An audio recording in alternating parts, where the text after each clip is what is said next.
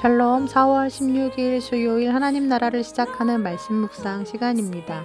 하나님께서 오늘 우리에게 주시는 말씀은 누가복음 22장 54절에서 71절까지 말씀인데요. 오늘의 말씀을 방영기 집사님께서 봉독해 주시겠습니다. 하나님의 말씀을 경청하십시오. 예수를 잡아 끌고 대제사장의 집으로 들어갈새 베드로가 멀찍이 따라가니라. 사람들이 뜰 가운데 불을 피우고 함께 앉았는지라. 베드로도 그 가운데 앉았더니 한 여종이 베드로의 불빛을 향하여 앉은 것을 보고 주목하여 이르되 이 사람도 그와 함께 있었느니라 하니 베드로가 부인하여 이르되 이 여자여 내가 그를 알지 못하노라 하더라. 조금 후에 다른 사람이 보고 이르되 너도 그 도당이라 하거늘 베드로가 이르되 이 사람아 나는 아니로라 하더라. 한 시간쯤 있다가 또 한 사람이 장담하여 이르되 이는 갈릴리 사람이니 참으로 그와 함께 있었느니라. 베드로가 이르되 이 사람아 나는 내가 하는 말을 알지 못하노라고 아직 말하고 있을 때에 닭이 곧 울더라. 주께서 돌이켜 베드로를 보시니 베드로가 주의 말씀 곧 오늘 닭 울기 전에 내가 3번 나를 부인하리라 하심이 생각나서 밖으로 나가서 심히 통곡하니라. 지키는 사람들이 예수를 희롱하고 때리며 그의 눈을 가리고 물어 이르되 선지자 노릇하라 너를 친 자가 누구냐 하고 이 외에도 많은 말로 욕하더라. 날이 새매 백성의 장로들 곧 대제사장들과 서기관들이 모여서 예수를 그 공회로 끌어들여 이르되 내가 그리스도이거든 우리에게 말하라. 대답하시되 내가 말할지라도 너희가 믿지 아니할 것이요 내가 물어도 너희가 대답하지 아니할 것이니라. 그러나 이제부터는 인자가 하나님의 권능 우편에 앉아 있으리라 하시니 다 이르되 그러면 내가 하나님의 아들이냐 대답하시되 너희들이 내가 그라고 말하고 있느니라. 그들이 이르되 어찌 더 증거를 요구하리요 우리가 친히 그 입에서 들었노라 하더라. 아멘. 이번 돌아오는 주일에 저희 교회가 분립되어 나온 높은 뜻 광성교회와 함께 부활절 연합예배를 드립니다. 높은 뜻 숭의교회가 4교회로 분립된 다음 해인 2009년에도 높은 뜻 4개 교회가 연합해서 수련회를 한 적이 있는데요. 그때 강원도 둔내에 있는 현대성우 리조트에서 수련회를 했습니다. 각 교회에서 수련회에 참여하는 성도들에게 미리 차량에 부착할 수 있는 높은 뜻 사람들이라는 자석으로 된 부착물을 나눠주었는데요. 그리고 그걸 붙이고 출발할 수 있도록 했습니다. 수련회를 가는 길에 간간히 만나게 되는 그 부착물이 붙여진 차들을 보면서 참 반가웠던 기억이 납니다. 그런데 그 수련회 이후에 다시 교회로 돌아와서 어느 집사님의 이야기를 듣게 되었습니다. 수련회 이후에도 한동안 그 부착판을 차 뒤에 붙이고 다녔는데 높은 뜻 사람들이라고 차에 붙여져 있으니 함부로 차선 변경이나 속도 위반을 할 수가 없더라는 거죠. 그래서 결국 불편해서 떼었다고 고백하시는 집사님의 이야기를 들은 적이 있습니다. 저도 비슷한 경험이 있는데요. 큰아이가 초등학교에 처음 들어가서 공개 수업을 하던 날이었습니다. 그날 선생님을 만난 이후에 엄마들끼리 서로 자기소개하는 시간을 가졌는데요. 고민하다가 제가 먼저 목사임을 밝혔습니다. 목사여서 교회에서 일을 하는데 그래서 주중에는 만나기가 쉽지 않을 것 같다고 녹색 어머니나 또 참여해야 할 일들에는 최대한 시간을 내서 참여할 테지만 엄마들 모임에는 자주 못 나갈 것 같은데 이해를 부탁드린다고 인사를 했습니다. 그리고 나서 다음 날인가 아침에 아이를 데려다 주려고 학교에 갔는데요. 정문 앞에서 같은 반 아이 엄마를 만났습니다. 그런데 그분께서 저에게 다가오셔서 하시는 말씀이 목사님 그러시면서 저는 교회 사모예요 라고 하시는 거죠. 자기는 자신이 없어서 차마 이야기를 못 하셨다고. 그런데 어제 목사님이 그렇게 소개하셔서 속으로 참 반가웠다고 하셨습니다. 그렇게 그분과 그 후에도 좋은 관계를 가지면서 잘 지냈던 기억이 있습니다.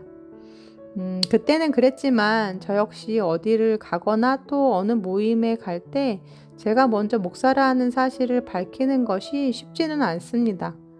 그렇게 커밍아웃을 하고 난 다음에 제 행동들에 많은 제약이 생기기도 하고 또 그분들에게 선입견을 줄 수도 있으니까요. 오늘 본문에는 이처럼 만인들 앞에 자기가 누구인지 밝혀야 하는, 아니 자신이 누구인지 밝히면 행동의 제약을 넘어서 오히려 생명이 위태로워질 수 있는 그 어려운 상황을 만난 두 사람이 등장합니다. 그 한 사람은 베드로였고 또 다른 한 사람은 예수님이었습니다. 이들은 사람들에게 이런 질문을 받습니다. 당신 예수의 제자 맞죠? 당신 하나님의 아들이 맞습니까? 이 질문은 그저 궁금해서 물어보는 단순한 질문이 아니라 생사를 건 고백을 요구받는 질문이었습니다. 특히 예수님은 이미 자신을 죽이려고 마음먹은 사람들 앞에 서 계셨습니다. 오히려 베드로보다 훨씬 더 위중하고 위급한 상황이었죠. 그런데 그 질문에 반응하는 두 사람의 태도, 이 두 사람의 대답은 너무나도 달랐습니다. 베드로는 나는 그를 모른다고 부인했고 예수님은 내가 그다라고 담대히 말씀하셨거든요. 베드로는 심지어 3번씩이나 사람 잘못 봤다고, 나는 예수의 제자가 아니라고, 저런 사람을 나는 알지도 못한다고 완강하게 부인을 했습니다. 오늘 말씀을 묵상하면서 그렇다면 무엇이 이 두 사람의 반응을 갈라 놓았을까? 왜 이 두 사람의 대답은 이렇게나 달랐을까를 고민하다 보니 큰 차이점 2가지를 발견하게 됐습니다. 첫 번째는 무엇을 바라보는가의 차이였습니다. 베드로는 눈앞에 닥친 현실, 곧 자신이 예수의 제자라는 걸 시인할 경우 자기에게 닥칠 당장의 고난을 바라봤지만 예수님은 고난 너머에 있는 하나님이 주실 영광을 바라보았다는 거죠. 베드로는 예수님이 공회에 끌려가실 때 자기에게도 곧 이 화가 닥칠 수도 있다는 두려움에 최대한 얼굴과 몸을 가린 채 멀찌감치 떨어져 예수님을 따라갔습니다. 하지만 그렇게 숨어든 빌라도의 관정에서 하나둘씩 자기를 알아보는 사람들이 나타나기 시작했죠. 만약 자기가 여기서 맞다고 시인하는 순간 자기 눈앞에 보이는 예수님처럼 자기도 유대 종교 지도자들에게 잡혀갈 것이 뻔했습니다. 죽음의 공포, 또 예상되는 고난에 맞서 베드로는 결국 자기가 예수님의 제자라는 것을 밝히지 못하죠. 하지만 예수님은 달랐습니다. 누가복음 22장 69절에서 예수님은 이렇게 말씀하십니다. 이제부터는 인자가 하나님의 권능의 우편에 앉게 될 것이다. 네, 예수님은 죽음 너머에 있는 부활, 하나님께서 주실 앞날의 영광을 바라보고 계셨다는 것입니다. 예수님은 이 재판이 끝이 아니라 십자가 너머에 부활이 있고 죽음 너머에 하나님의 승리가 있다는 것을 알고 계셨습니다. 히브리서 12장 2절은 이렇게 이야기합니다. 그 앞에 있는 기쁨을 위하여 십자가를 참으사 부끄러움을 개의치 아니하시더니. 예수님은 영광을 보셨기 때문에 지금의 고난 앞에서도 담대하실 수 있었던 것입니다. 사랑하는 성도님들, 우리도 오늘 베드로처럼, 오늘 이 예수님처럼 선택의 기로 앞에 서 있을 때가 있습니다. 충분히 예상되는 고난, 또 내가 당할 두려움 속에서도 당당히 내가 그리스도임을 밝힐 것이냐, 아니면 그 사실을 숨기고 당장의 편안함과 안락함을 택할 것이냐. 눈앞의 현실만 보고 선택한다면 우리는 베드로가 될 수밖에 없습니다. 하지만 믿음의 눈으로 하나님이 인정해 주시고 하나님이 보상해 주실 앞날의 복을 내다본다면 우리는 예수님처럼 당당해질 수 있습니다. 믿음이란 고난 뒤에 있는 영광을 보는 것이고 결국 하나님을 바라보는 눈이기 때문에 그렇습니다. 그리고 베드로와 예수님의 두 번째 큰 차이점은 하나님의 부르심과 택하심, 그 소명을 주심에 대한 감사와 감격이 그 이름, 그 직분 때문에 받는 고난보다 더 큰가 아닌가의 차이에 있었습니다. 예수님은 자신이 하나님의 아들이라는 사실이 이 세상 그 무엇과도 바꿀 수 없는 가장 큰 기쁨이요 가치인 분이셨습니다. 하나님이 주사 자신이 이 땅에 와서 감당해야 할 십자가의 사명, 그 구원의 사명이 너무나도 명확한 분이셨고 그 목적이 뚜렷한 분이셨습니다. 하나님의 아들이라는 그 이름이 너무나도 소중하고 자랑스럽고 그 정체성이 분명했기에 사람들로부터 받는 비난이나 조롱, 심지어 십자가의 고난이나 수치, 죽음의 공포와 두려움마저도 그 예수님을 흔들 수 없었던 것입니다. 하지만 베드로는 아직 자신에게 주어진 사명이 무엇인지 잘 몰랐고 사도로서 또 이 땅에 하나님의 나라를 이루는 통로로서 하나님의 선택을 받았다는 것에 대한 그 감사와 감격이 그 사명의식이 아직은 부족한 상태였습니다. 그것이 얼마나 영광스러운 은혜의 선물인지 말이죠. 예수님과 베드로의 대답의 차이는 결국 여기서 갈립니다. 내가 누구인지를 묻는 질문 앞에서 그 이름, 그 정체성, 그 사명의 무게를 얼마나 귀하게 여기느냐의 문제라는 것입니다. 예수님은 자신이 하나님의 아들이라는 사실을 부끄러워하지 않으셨습니다. 오히려 그 부름을 감사히 여기셨습니다. 그것은 그분의 사명이기 이전에 그분의 영광이었고 기쁨이었기 때문입니다. 사랑하는 우리 우신교회 성도님들, 여러분에게는 하나님의 자녀로 부름받은 것에 대한 감사와 감격이 있으십니까? 그리스도인이라는 이름이 너무 귀해 내게 주신 사명이 너무 값지고 귀해서 그 밖에 다른 것은 다 배설물로 여길 만큼 그 이름이 자랑스러우십니까? 우리는 이미 세상에 줄 수 없는 가장 큰 영광을 소유한 사람들입니다. 그런 우리에게 세상은 오늘도 물어옵니다. 당신 예수 믿는 사람입니까? 당신 그리스도인 맞습니까? 바라기는 비겁한 베드로가 아니라 고난 앞에 또 어려움 앞에 담대하고 진실되게 네, 저는 그리스도인입니다 라고 당당히 고백할 수 있는 우리 우신교회 성도님들 다 되시기를 간절히 소망합니다. 아멘. 함께 기도하시겠습니다. 우리더러 세상의 소금이요 빛이라고 하신 하나님, 소금이면 녹아서 맛을 내야 하고 빛이면 등경 위에서 어둠을 밝혀야 하는데 오히려 우리는 주신 그 영광스러운 이름, 그 영광스러운 사명을 숨기고 편의와 안락함을 위해 살아가고 있지는 않은지 오늘 말씀을 통해 묵상해 봅니다. 하나님, 제가 하나님의 크신 은혜요, 주님의 십자가로 인해 얻은 이름, 그리스도인이라는 그 이름을 부끄러워하지 않는 자가 되게 하여 주옵소서. 어디에서든 내가 하나님의 자녀임을 자랑스러워할 수 있는 그 이름과 사명을 가장 귀하게 여길 수 있는 우리 우신 성도들 다 되게 하여 주옵소서. 예수님의 이름으로 기도합니다. 아멘.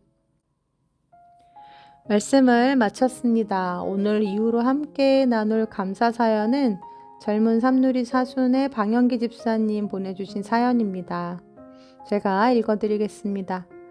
안녕하세요. 저는 젊은 부부 3-4순 방영기 집사입니다.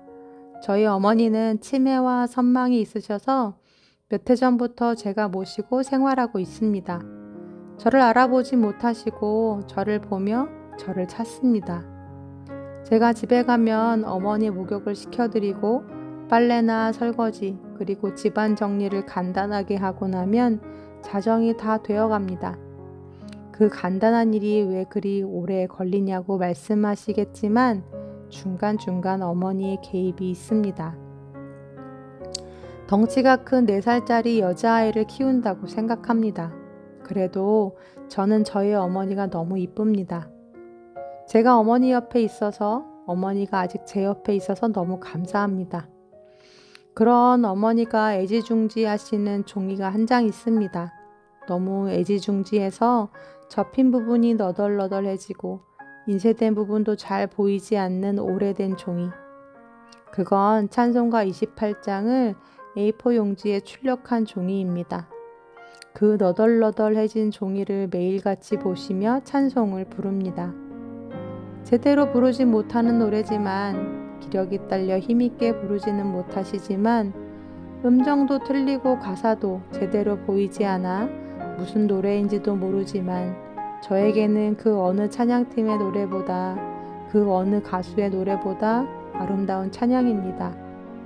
오늘 그 찬양을 여러분들과 같이 듣고 싶습니다 하시면서 어머님이 제일 좋아하시는 찬송가 복의 근원 광림하사, 이 찬송가 신청해 주셨습니다. 집사님의 이러한 사정을 뻔히 아는데 하나씩 부탁을 드리는 게 너무 죄송하기도 하고 또 걱정도 되어서 전화를 드렸습니다. 그리고 집사님께 집사님, 이런 상황에서 감사 사연 보내주실 수 있는 여력이 되시겠어요? 라고 물으니 집사님께서 하시는 말씀이 왜요 목사님? 왜 감사할 게 없어요? 그러시는 거죠. 엄마 곁에 있을 수 있는 게 너무 감사하고 또 어머니를 잘 모실 수 있도록 묵묵히 배려해주는 은정 집사님이 너무 감사하다고 하시는 겁니다. 그런 집사님 말씀에 제가 너무나 부끄러워지고 또 같은 나이의 집사님이신데 제가 정말 존경하는 마음이 생기더라고요. 방 집사님 진짜 예수 믿는 사람 맞구나 싶었습니다. 우리 우신 가족들에게도 오늘의 사연이 똑같은 감동을 드릴 거란 생각이 드는데요. 내가 있는 그곳, 내가 살아가는 삶, 하나님께서 내게 맡겨주신 사명의 자리에서부터 그리스도인 되고자 하는 다짐이 있는 이 아침 되셨으면 좋겠습니다. 그럼 집사님 추천해 주신 찬양 함께 들으시면서 더 깊은 묵상 하시겠습니다.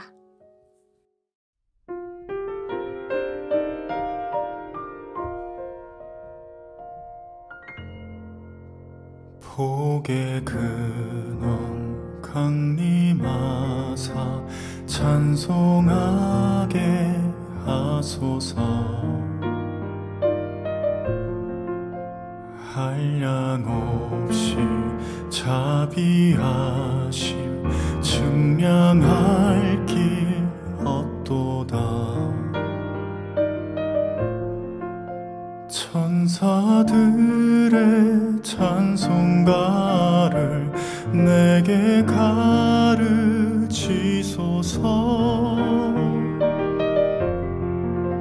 구속하신 그 사랑을 항상 찬송합니다.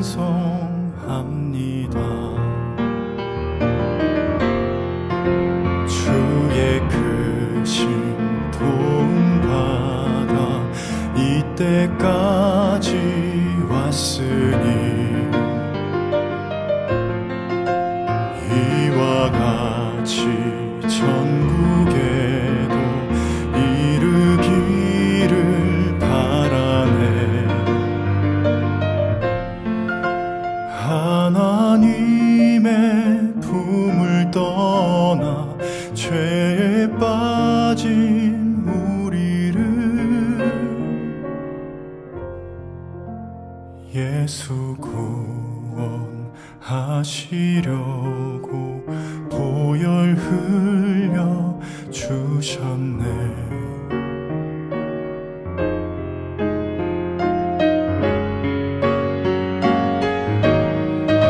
주의 귀한 은혜 받고 일생 빚진 자 되네. 주의 은혜 사슬 되사 나를 주께 매소서. 우리 마음은 연약하여 범죄하기 쉬우니 하나님이 받으시고 전국이